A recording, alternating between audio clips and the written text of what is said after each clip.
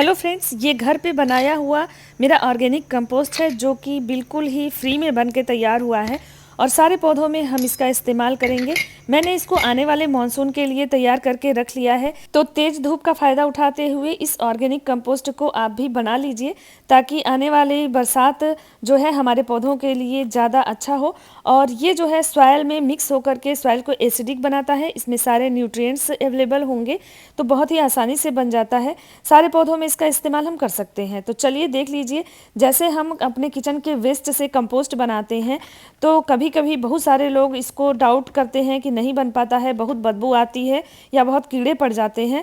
तो वैसे लोगों के लिए ये वीडियो बहुत ही इन्फॉर्मेटिव है। और यहाँ पे देखिए, मैंने एक दिन के फ्रेश सब्जियों के छिलके और फलों के छिलके लिए हैं और इसको मैं टेरेस पर एक टब में इस तरह से डाल करके फैला देती हूँ, जिससे कि ये बहुत अच्छी तरह से सूख जाएगा। तो 2 से 3 दिनों में ही ये बहुत अच्छे से सूख जाएगा। देखिए, ये दूसरा दिन है, बिना सड़े गले, बिना किसी बदबू के ये बहुत ही आसानी से सूख जाता है। और सूखने के बाद फिर हम इसका जो है पाउडर फॉर्म बना लेंगे।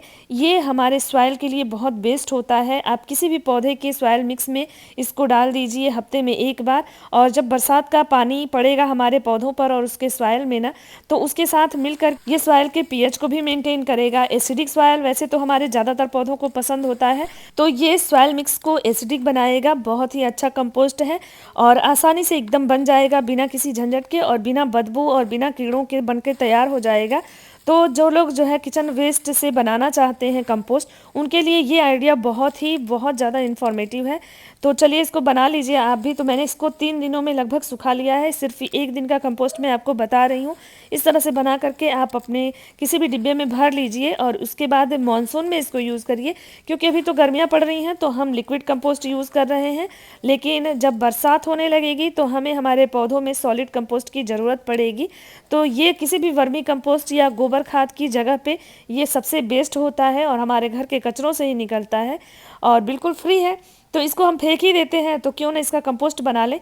तो बस इस तरह से सुखा लीजिए अपने घर से निकलने वाले कचरों को और उसके बाद इसको हम ग्राइंड कर लेंगे। तो चलिए ग्राइंड कर लेते हैं। तो धूप तेज होने की वजह से बहुत ही अच्छे से ये सूख जाते हैं और शाम के टाइम में जैसे ही सूख जाएंगे तो आप उसको तुरंत ही इस तरह से मिक्सी जार में डाल करके ग्राइंड कर लीजिए, क्योंकि इस टाइम में अगर आप ग्राइंड करेंगे तो बहुत अच्छे से पाउडर बन जाएगा। अगर आप 1-2 दिन रख देंगे तो ये थोड़ा सा जो है मॉइस्चर ले सकता है, इसलिए तुरंत ही धूप से उठा करके और इस तरह से पाउडर बना लीजिए। तो देखिए, ये बिल्कुल पाउडर फॉर्म में इस तरह से तैयार हो जाएगा।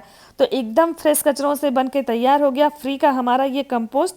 और इसको हम अपने किसी भी प्लांट में, चाहे वो सब्जियां हों या फल हों या इसके अलावा ऑर्नामेंटल प्लांट्स हों, तो उन सब में हम इसका इस्तेमाल करेंगे, जिससे पौधों की ग्रोथ बहुत अच्छी होती है। हम सबको पता है कि किचन से निकला हुआ वेस्ट हमारे पौधों के लिए बहुत ही ज़्यादा लाभदायक होता है।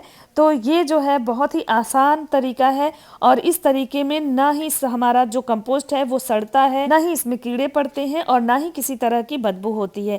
आप देख सकते हैं बहुत ही फ्रेश सा ये कंपोस्ट तैयार हुआ है और इसमें बहुत अच्छी स्मेल भी आती है।